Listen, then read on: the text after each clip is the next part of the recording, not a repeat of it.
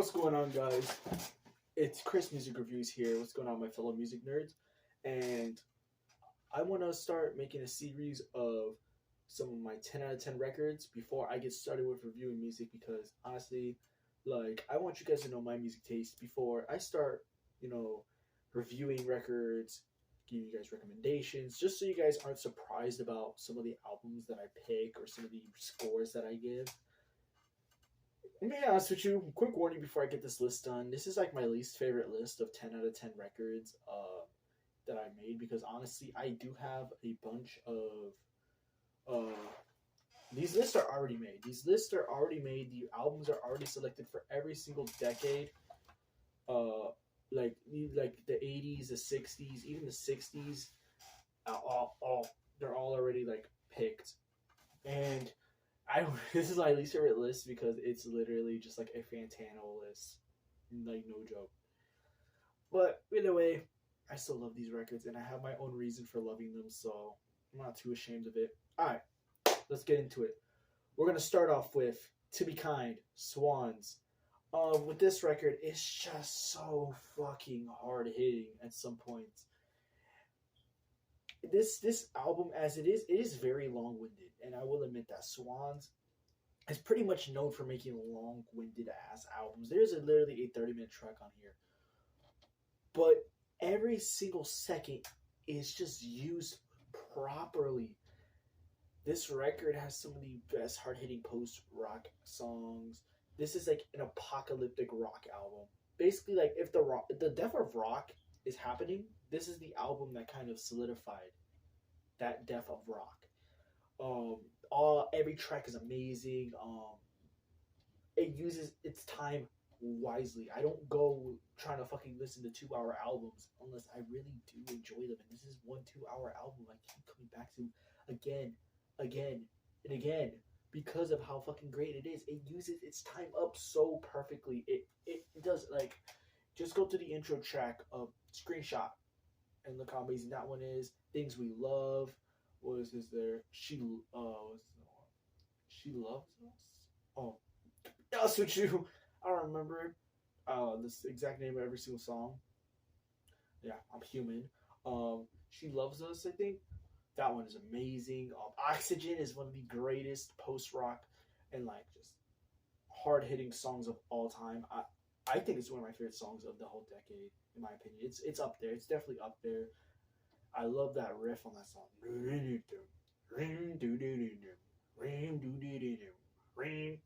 That shit makes me go crazy, bro. That song is fucking awesome. There's so many. The 30-minute track is amazing. I love the part where it's like "Pussy." Like that song goes hard too. Even if it's 30 minutes, I don't give a shit. I'll listen to all 30 minutes. I don't care. It's an amazing record. Yeah, Swans 10 out of 10 record. Not a single second is wasted. It's a great post-rock track after a great post-rock track after a great experimental rock track. It's just stacked. It's a stacked record. All right, next up. I didn't feel comfortable putting this record on here because of the situation with Alexis, but yeah, you won't get what you want, daughters. As a big fan of noise rock, I kind of already loved this record when I got into music in the first place because I got into music around the time this record came out, and I am a big noise rock punk fan. So this is kind of made for me in a way. Well, yeah, this album heavy as fuck, hard as fuck. Every song is just slapping you, sending you right to hell, picking you back up, and emotionally wrecking you for the rest of your life. This album is just crazy, out of this universe. I love every single second of it. Every track is fucking amazing. The especially songs like "Daughter," songs like fucking let's see, songs like "Long Road" or what was it? Long Road No Turns. Less Sex is kind of like a cool chill part of the album, which still fits perfectly in the album. There's so many things that this record does right. It's amazing. It is amazing. It every single there's no waste. There's no there's the little, no, it's clean, it's amazing. I really have no issue with anything about this record. And To Be Kind, too, obviously. But this record is just the best of noise rock. This is like, literally, like, probably my favorite noise rock album of all time. If I had to pick, if I really had to pick, yeah, this would probably be it.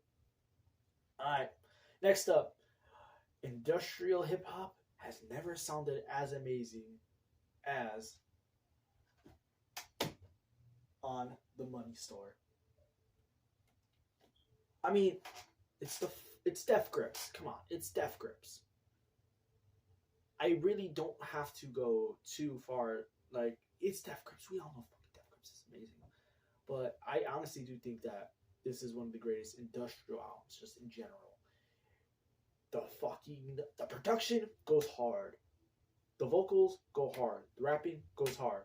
Every single track. It's banger after banger after banger. I know there's some songs like Bitch Please and Fuck That people don't really care for. I love those songs. Some of my favorite songs. Hacker is probably the best industrial hip hop song ever. It's fucking hilarious. Also, what the fuck else? I've seen Footage. What's that song called? I'm trying to think of a certain song. Hustle Bones. The way that song starts, fuck, that song gets me hyped up. Give a fuck what you heard. Holy shit. This is an amazing record. Get Got's an amazing song. So many amazing. It's just like, it's like all the best industrial hip hop songs, one after a fucking another. And it's amazing. It's fucking amazing. I really can't say much about the record besides listen to it. If you love hip hop, if you love industrial hip hop, if you want to expand your taste in hip hop, listen to it. Please, you're gonna do yourself a favor. It's amazing. All right, next up, another hip hop record. To Pimp a Butterfly. Come on.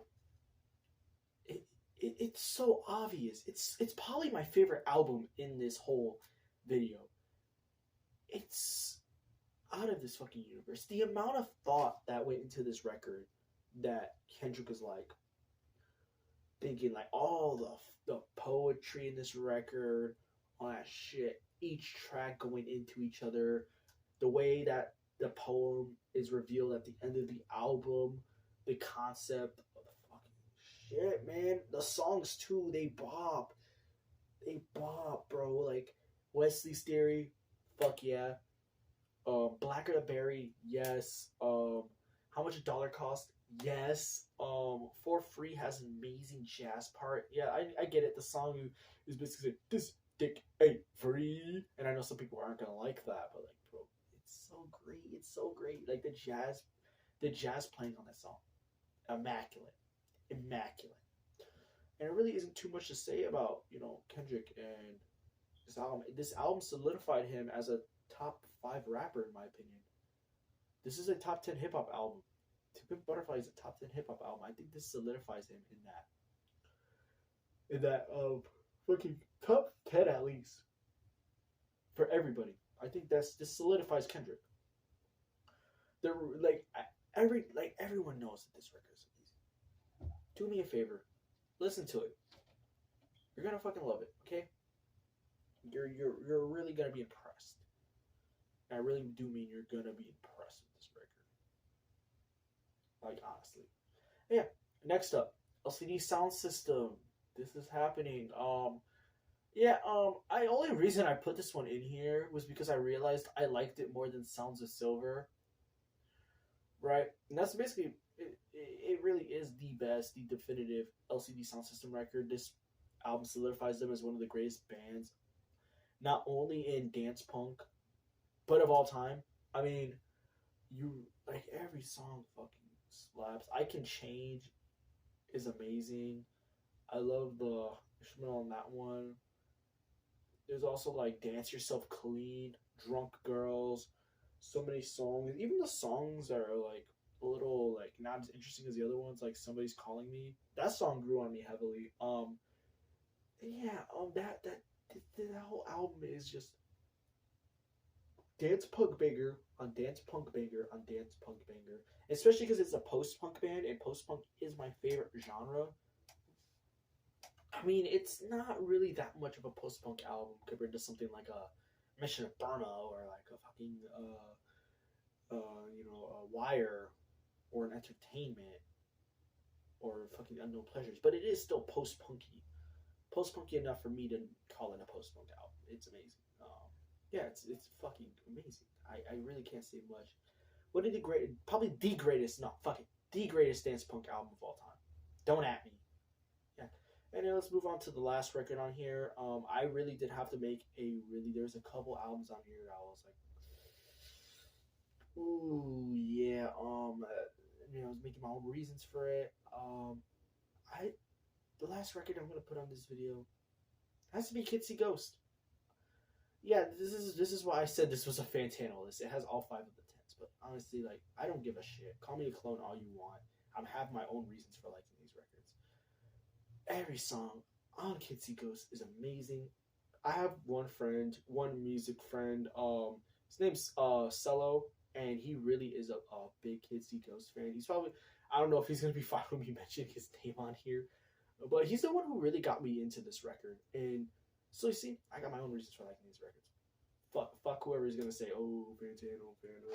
But no, this record right here, I have my own reasons for loving this record as much as I do. It's concise, the production, some of the great, like, as much as I probably don't like it as much as a T-Pab, it has some of the greatest production in hip-hop history. This album, it's clean, it's nice. There's elements of rock and grunge in here, which, fucking hell, man, there's so much going on. There's some psychedelic elements. There's a lot. Cudi and Kanye basically just go at each other. Their chemistry is so amazing on this fucking record, and it's kind of sad how they are now. And before this record, they're actually beefing too. I don't know how many people know this, but that's a good reason to be iffy about this record, especially because Kanye and Cudi, before making this record, weren't making the best music. Actually, no. Ye was pretty great, but those were all made at the same time. But, especially Cudi with Speedy Will to Heaven. Yuck. But, this album, Kitsy Ghost. It's truly amazing. I mean, some of the best hip-hop verses I've heard on here. Reborn has amazing verses. Cudi montage, especially Kanye's verse at the end. Holy shit. There's great features on here by Ty Dolla $ign, Yancey Bey or Mos Def, Pusha T in the first song. Yeah, you really can't go wrong with Kitsy Ghost. And yeah, those are my 10 out of 10 records from the 2010s. Comment your own. There were some records I was thinking of putting on here that I didn't. I may make a list of my top 25 records of the 2010s. If you guys really want me to, I'll make that list. I'll make that list happen. And yeah, that's basically it. 10 out of 10 records. Alright, yeah. See you in the next video. It's going to be the same video like this, but with the 2000s. And I'm probably going to upload these two at the same day, so it's not going to be that much of a difference for you guys. But yeah, I'll see you guys in the next video. Bye.